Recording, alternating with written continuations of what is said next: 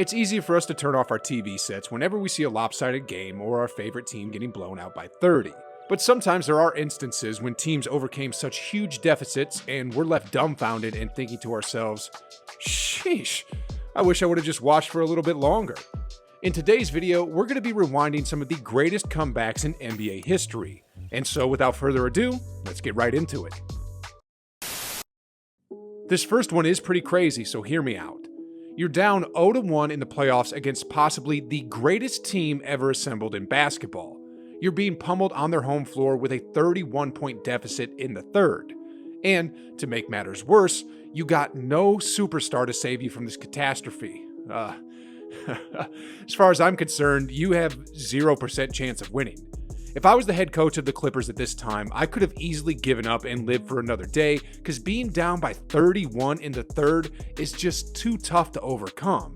Not to mention, it was an away game against, like I said, possibly the best basketball team ever assembled.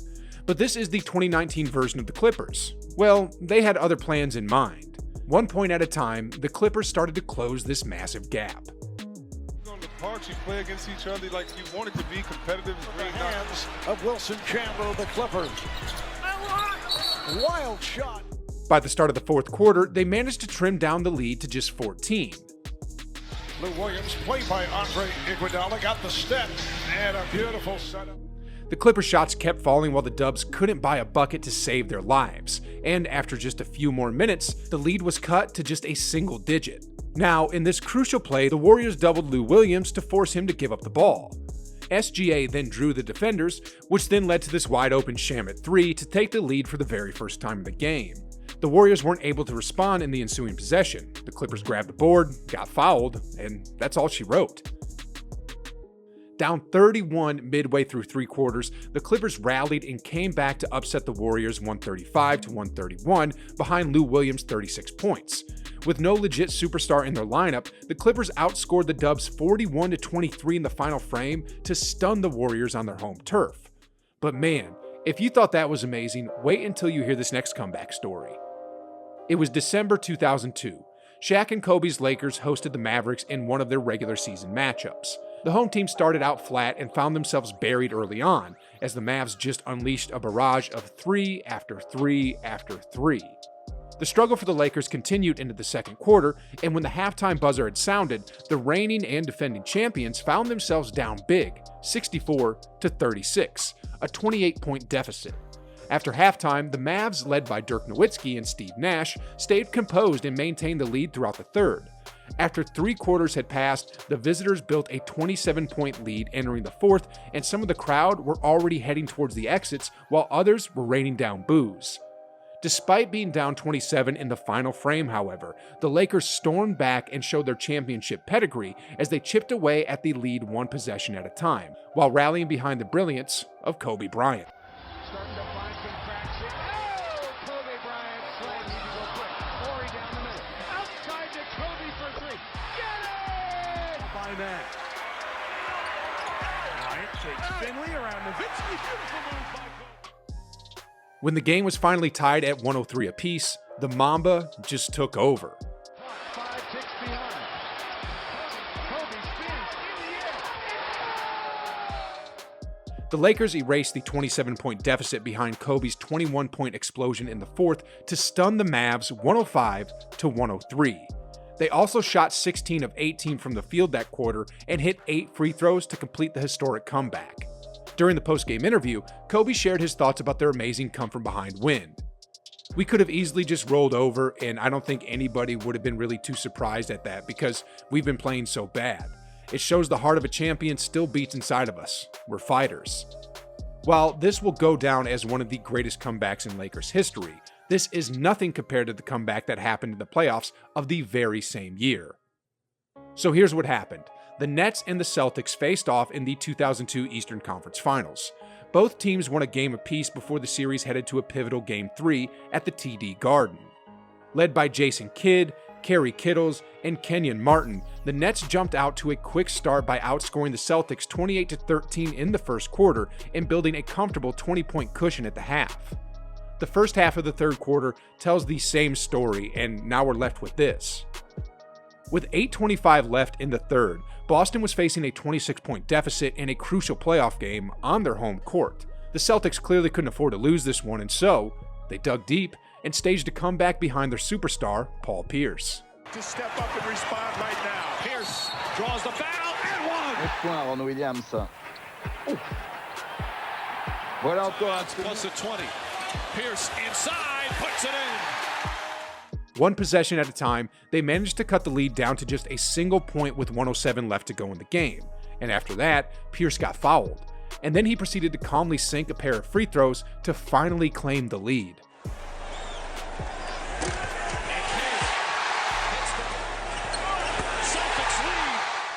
The momentum clearly swayed in Boston's favor, and in this next possession, the Nets turned the ball over to seal their fate for good.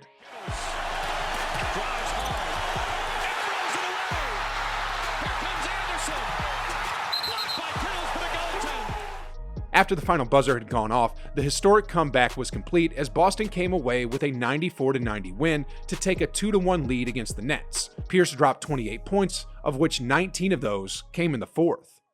And while that comeback may look impressive, it's nothing compared to the next comeback we have here. You see, Portland and Sacramento squared up on the last day of the 2019 regular season. The Kings essentially had nothing to fight for, while the Blazers were fighting to secure the third seed in the West. Since this was the last game day of the regular season, the Blazers sat their main guys in preparation for the playoffs, and as expected, the Kings pulled away early by outscoring the Blazers 39-30 in the first, then 48-32 in the second to establish an 87-62 lead come halftime. The Blazers could have easily just let this one slip away because they were already guaranteed a playoff spot, but in the end, they refused to hand a W to the Kings.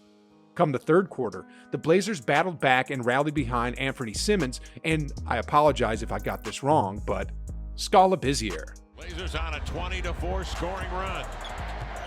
Simon slips, goes to the deck.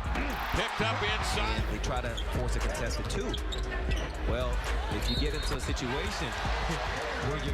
Bucket after bucket, the gap in points started to disappear. Then the Blazers finally took over the lead with this alley-oop play.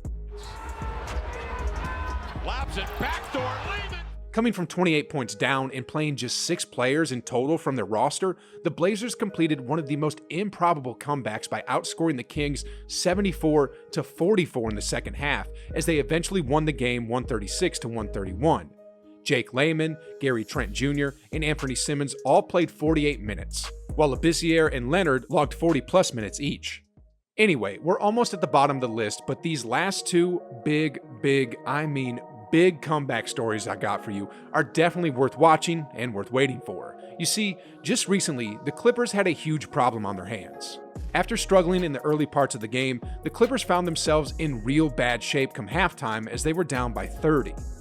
Despite this, however, the Clippers battled back and they were able to slightly cut down the lead to 23 at the start of the fourth, and from there, this ragtag lineup of the Clips kept fighting one bucket at a time. And another and one. Winslow to Harden. Alone for three. Holds the finish. Splash! After trimming down the huge lead, it seemed that the Clippers still wouldn't be pulling off this one because, as you can see here, they were still down by 6 with the clock clearly not on their side. However, an unlikely hero rose to the occasion and saved the day for the Clips. In the succeeding possessions, Luke Kennard channeled his inner Tracy McGrady and scored 7 points in the last 10 seconds. First, he hit this parking lot 3. Turned off. No timeouts for the Clippers. Kennard gets the inbound, fires a deep 3 in the air. It's good. And in the next possession, he delivered this crazy shot to stun the Wizards. The shoot gives to Kennard. The 3 for the tie. Oh my God! After sinking the game-winning free throw, Kennard and the rest of the Clippers pulled the unthinkable by overcoming a 35-point lead to win the ballgame 116-115 without Kawhi or Paul George backing them up. As per records, this was the biggest comeback in Clippers history and was almost recognized as the biggest comeback in the era of the modern NBA. Alright guys, we're now down to our last story here, and what better way to close this out than by reliving the greatest deficit comeback in NBA history. The chance of overcoming a 36-point deficit is almost impossible, especially if you're playing in the most competitive basketball league in the world, but somehow, someway, the Utah Jazz managed to pull it off. The Nuggets capitalized on the Jazz's slow start and pulled away 37-19 in the first quarter. The same thing happened in the next quarter, and here's the score at the half. Yikes. The Jazz were being booed out of their own arena with their horrible performance, but that didn't stop them from digging their way out of this 34-point hole in an attempt to restore their dignity. When the third quarter began, the Jazz had a renewed fire in their eyes and came out firing on all cylinders.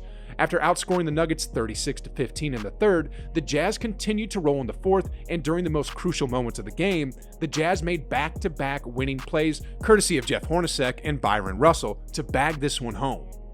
The ball. Hornacek at three. Got it. Backdoor Russell. In the end, the Nuggets choked and yielded to the Jazz 107-103. The mailman had a monster double-double of 31 and 17, while Hornacek finished with 29 points. Hornacek was interviewed right after the game, and he shared his thoughts on how they got back in the game. We tried to scramble a little bit with a couple of full-court traps.